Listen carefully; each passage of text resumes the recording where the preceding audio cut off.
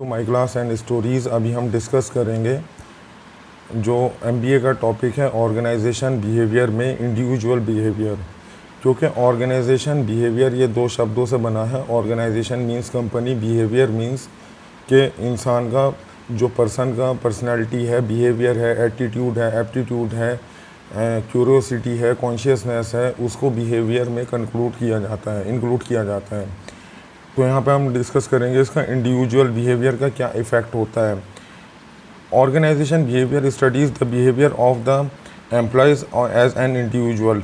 It is the similar studying of the in the forest.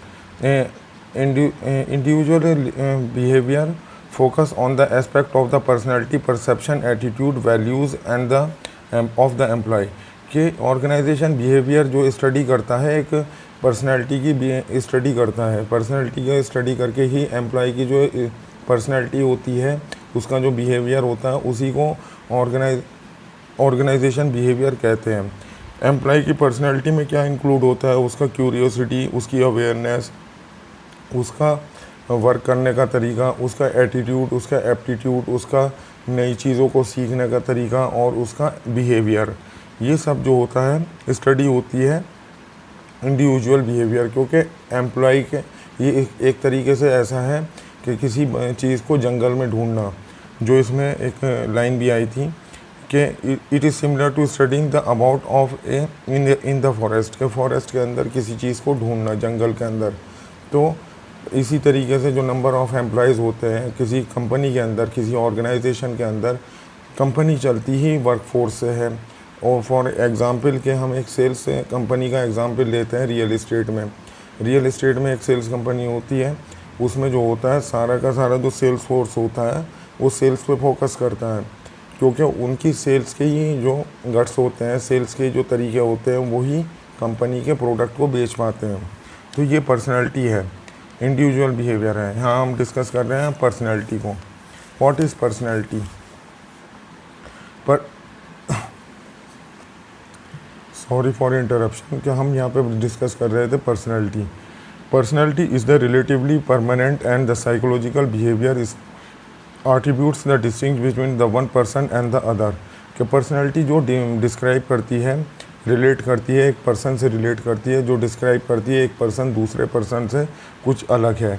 It embrace all the unique and the traits and the patterns of the permanent adjustment of the individual in his environment. के जो individual का environment में उसका मिल जाना है, घुल जाना है, उसी को पर्सनैलिटी कहते हैं। It includes the psychological characteristic like the external appearance as well as the behavior of the social stimulus reactions। के ये एक्सटर्नल अपीयरेंस और सोशल अपीयरेंस के ऊपर भी डिपेंड करता है कि आप कितने सोशल हैं, कितने इंट्रोवर्ट हैं, कितने एक्सट्रोवर्ट हैं।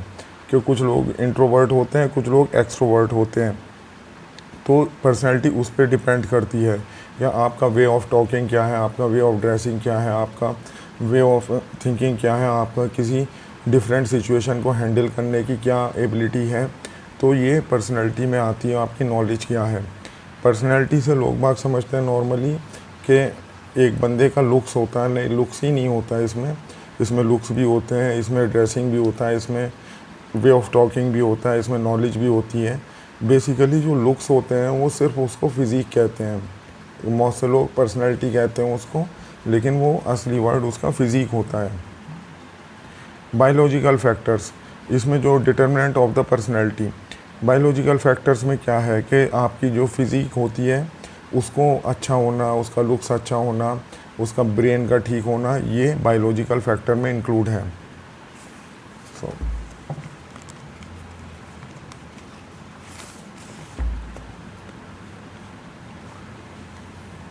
बायोलॉजिकल फैक्टर्स कैसे डेवलप होते हैं? हेरिडिटी के physical stature and the facial looks, muscles and the composition, energy levels, temperament are the characteristic acquired from the parent. कि जो हेरिडिटी होती है, हेरिडिटी से मतलब क्या, जो हम अपने पेरेंट्स से एक्वायर करते हैं अपने अंदर, के हाइट होती है, उसमें कलर कॉम्प्लेक्शन होता है कि किसी के पेरेंट्स सांवले हैं तो बच्चे भी नॉर्मली सांवले होते हैं। तो ये जो होता है हेरिडिटी से मिलता है, बल्कि अपने एंसेस्टर से मिलता है, अपने जेनेटिक्स से मिलता है। तो हेरिडिटी इसमें डिपेंड करती है पर्सनैलिटी में। ब्रेन जो होता है हर किसी का अलग अलग होता है। Depending on the structure of the brain individual personality develop, कि ब्रेन जो होता है वो हर किसी का अलग अलग होता है, कि एक ब्रेन को सही यूज़ करता है, एक ब्रेन को गलत यूज़ करते हैं। ब्रेन जो होता है सभी के पास होता है, बस उसको सही दिशा में ले जाने वाला होना चाहिए। Physical appearance, height, weight and the colour features have also the influence of the personality. Physical appearance भी बहुत इम्पैक्ट करती है पर्सनैलिटी के ऊपर। Family and the social factors, a child socialize the interaction of the family and the social group are acquires with the range of the behavior that influence the personality। के family का जो और social factors जो होते हैं इंसान के साथ में, किसी किसी की फैमिली जो होती है बहुत मोटिवेटेड फैमिली होती है, सोसाइटी होती है बहुत ही कोऑपरेटिव सोसाइटी होती है, तो वो हर चीज़ को टॉलरेट कर लेते हैं, नेगेटिविटीज़ को भी पॉजिटिविटीज़ को भी, क्योंकि ज़िंदगी में फेलियर भी हैं सक्सेस भी हैं, तो फैमिली का उसी वक्त में काम होता है। तो बहुत सी फैमिली जो होती हैं वो सिर्फ चलती हैं कि अगर आप कामयाब हैं तो साथ में, वरना नहीं है साथ में। बहुत से सोसाइटी ऐसी होती हैं, तो ये भी बहुत बड़ा फैक्टर होता है। Culture factor in which are the condition the norms among the society which we follow, कि बहुत सारे कल्चर होते हैं हमारी सोसाइटी के अंदर कि हम किस नॉर्म्स को फॉलो करते हैं अपनी सोसाइटी के अंदर। द वैल्यू, बिलीव, टेक्निक्स और dealing of with the environment also influence the personality.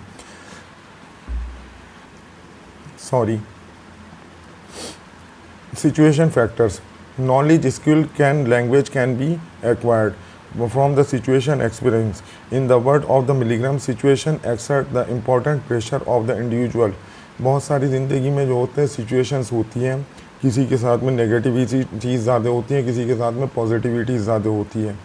तो पॉजिटिविटी जिसके साथ में होती है वो नॉर्मली जो होता है वो प्रैक्टिकल वो अच्छा जीता है, क्योंकि वो ज़िंदगी जी लेता है।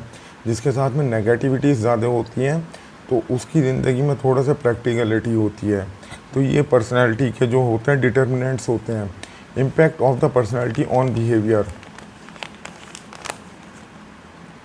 इंटरेक्ट लोकस ऑन कंट्रोल, के एक दूसरे से कंट्रोल करती है हमारा बिहेवियर क्या है, हमारा परसेप्शन क्या है। जब हम बात करते हैं तो हम अपनी बात को किस तरीके से समझा पाते हैं और कितनी रेस्पॉन्सिबिलिटी है। एक्सटर्नल लोकस ऑफ कंट्रोल, कि बाहर के लोगों को कंट्रोल करना, उनसे ज़्यादा नेगेटिव बात ना करना, ये भी होता है।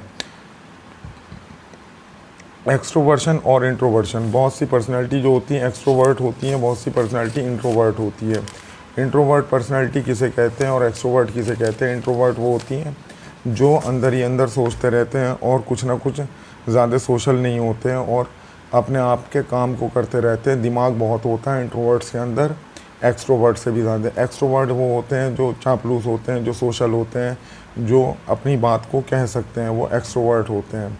तो ये सब डिटर्मिनेंट्स हैं पर्सनैलिटी के। और पर्सनैलिटी मॉडल्स के जो होते हैं कुछ टाइप हैं, वो थ्योरीज़ हैं, वो हम नेक्स्ट वीडियो में डिस्कस करेंगे। Thank you very much for watching the video.